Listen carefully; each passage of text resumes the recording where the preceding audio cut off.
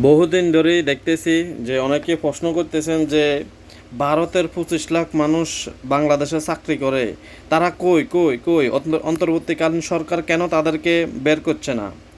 আসলে ভাই, তোমরা চোখ থাকতে অন্ধ। এই যে গণ অভ্যুত্থান যখন শেখ হাসিনা রিজাইন দিয়ে চলে গেছে, রাত্রের ভিতরে অনেকে ভিডিওটা দেখছেন। বা ইন্ডিয়ার যে যত বাহিনী আছে, পুলিশ, আর্মি, অন্য অন্য বা অন্যান্য সেক্টরের মানে তাদের লোক কিভাবে পালিয়ে গেছে এয়ারপোর্টে দিয়ে। তারা কোন চুক্তির ভিত্তিতে বাংলাদেশে ঢুকছে? এক দেশের প্রশাসনের লোক, এক দেশের লোক আরেক দেশে কিভাবে যাইতে পারে, কিভাবে আসে? এই গণহত্যা করছে এরা।